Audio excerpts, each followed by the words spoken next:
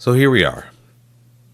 Oftentimes, when I was in the classroom as a social studies teacher, I knew that when certain current events took place, I was going to have to help my students process and respond.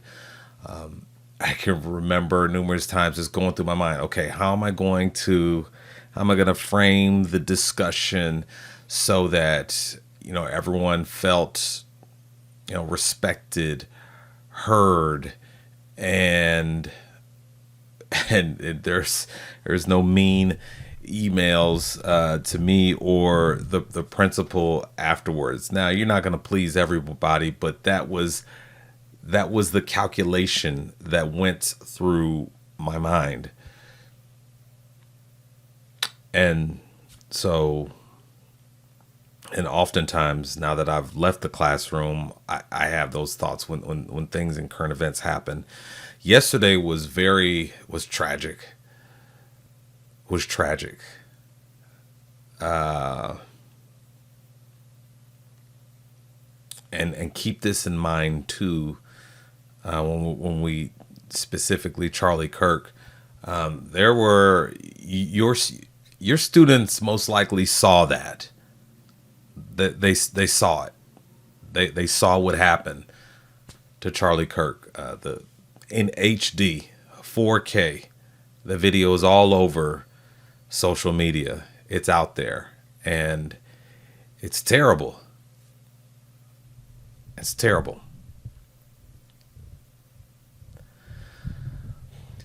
But I think the thing that I can do for you, because teachers are leaders, is just get on here and just remind you that you have everything that you need for this moment. You are well equipped and you are capable to have that discussion, with your students, because they're going to ask. They're going to ask. And these things are so difficult. It's so difficult for adults to have these conversations. It just really is, and that's sad. That's sad. But I want to remind you of a few things. I want to remind you of a few things. Name of this channel is Teachers. Teachers are leaders. We are leaders, and we're expected to rise above and lead and show the way and set an example. So I want you to keep that in mind as you get ready to have those discussions with your students, because ultimately kids they're looking to you to help them respond and process and make sense of this. You spend so much time with your students, and so you're in a unique position here. And most times, we as teachers, we rise to the occasion, but sadly there are times when teachers they don't, they take advantage of their position. But kids are looking at you, and you can have this discussion in a way that is respectful. You can respectful, make sure everyone feels like they've been heard and their opinion has been respected. You can do that. It is possible, trust me. And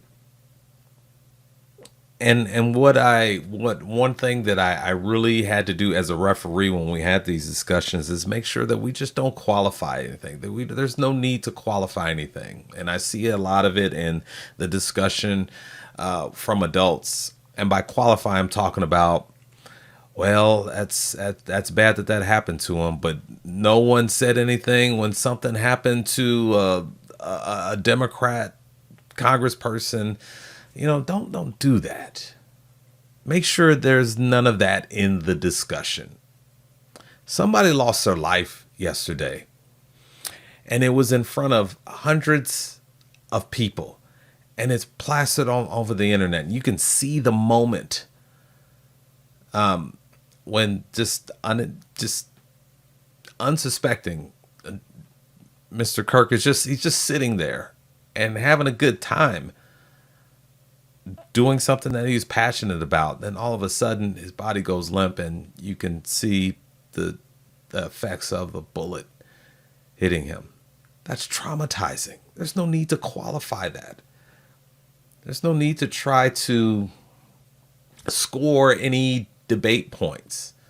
So just make sure that there's no element of that in the discussion that you have with your students. And then also, I want to touch on this because you may be willing, there may be something in you that's just tempted to qualify because you have a difference of opinion from Mr. Kirk. And that's the other thing I want to tell you, that when you have these conversations with students, they should be void of your opinion. They should be void of your opinion because that's not your job. Think of it. Is it important for you to win a political argument with your students? Especially at a time like this? No, that's not your job. Your job is to guide them, to direct them, to help them think. It's not your job to persuade them to think the way that you think. And here's the other thing, like it needs to be void of your opinion because there will always be someone who disagrees with you. And that's okay. That's okay. The sun will rise, sun will set, you're still loved, elections will come, elections will go. It's okay if your students disagree with you politically. That's fine. That's okay. And we have to show students that it's okay to exist, to share this country with people that we disagree with, and we can do that in peace and harmony. Nobody has to be hurt because we have a difference of opinion. It starts with us in our communities, showing young people this is how we do this. We can disagree, but we don't hurt each other. And for those of you who are tempted to throw your opinion out there, remember I said it's not your job. Your job is to help young people learn, grow, and think for themselves. That's your job. And if you feel like you need to go above and beyond that, then maybe this isn't the right profession for you. Because I guarantee you, if you go off and you give your own opinion, or you go and make an insensitive comment about the fact that someone lost their life, I guarantee you it's gonna come back to you. It's gonna cause a problem, and you have to ask: is your job worth that? So yeah, remember that kids are looking to you to help them respond, and that your response has to be void of your opinion. Your job is to help young people learn, grow, and think for themselves. And lastly, as leaders, self-control is so important when it comes to leadership. Think of yourself. Like, you want your principal to have self-control. You don't want them to just fly off the handle and just make whatever decision just out of emotions, out of anger. You want them to be very thoughtful. Well, as a leader, you have to be the same way. And self-control, it matters most now in times of conflict, in times of struggle, in times of stress. Self-control matters more right now. It matters now. Because I get it. You may be tempted to just throw your 2 cents in there, to make a comment.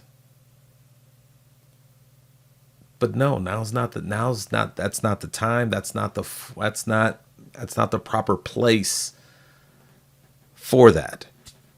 So you need to have some self-control. I read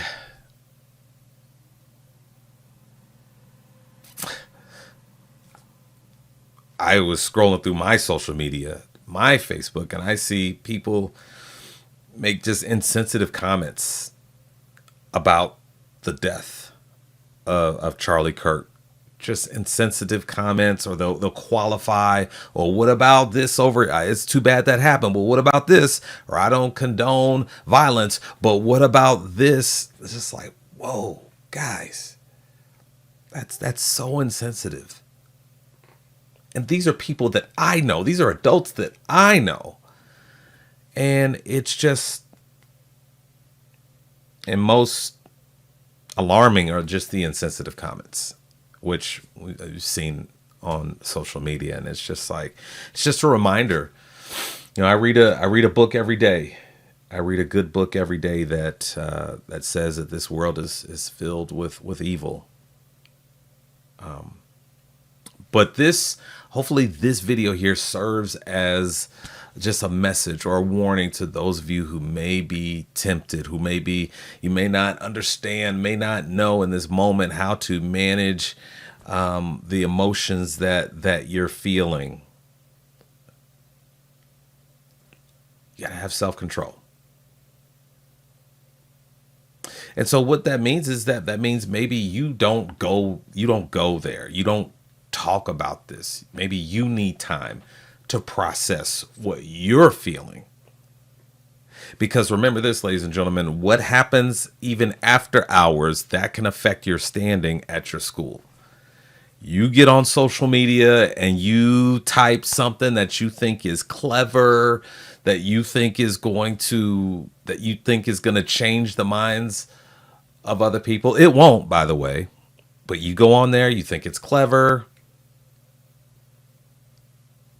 and it doesn't land well, or it's offensive to the wrong people. And you know how this works. People will get up their phone, they'll Google you. Oh, you work at that school? Well, let me send an email, let me make a call. Now you've caused a disruption, and that could possibly cost you your job. You need to understand that. So again, now's the time for self-control. It matters most now.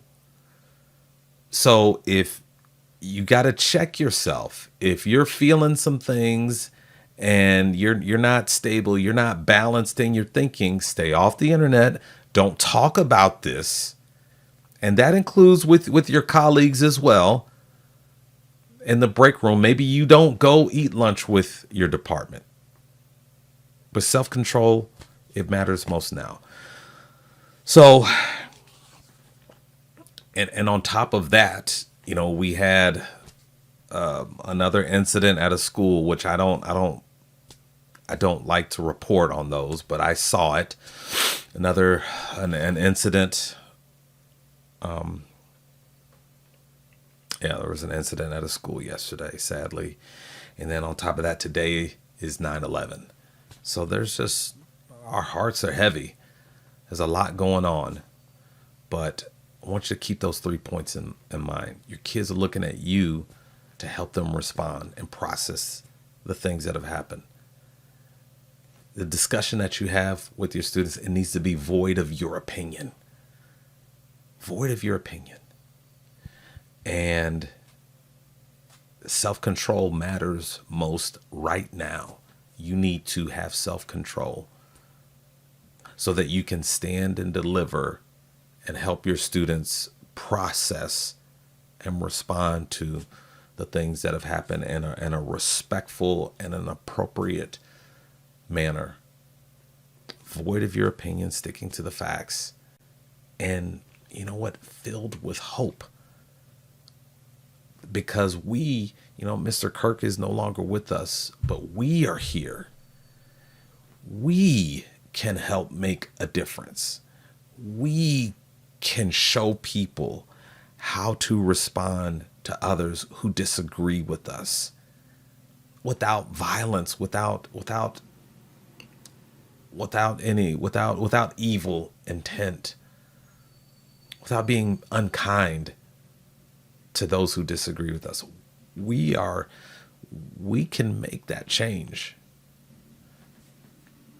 And it's, that sounds cliche, but it's someone, someone has to do it. Because as I look out there, I just, especially on social media, I just see there's a bunch of evil, and it really saddens me that the, just the traumatic experience of watching this person be shot like that. That can't unite us and bring us to that moment where we decide, hey, we've got to have some ground rules here. This is not who we want to be. We can be better. So it's something I want you to think about. You can do this. You're equipped. You're capable. You can do this. Let's keep that in mind. And as always, don't forget that teachers are leaders.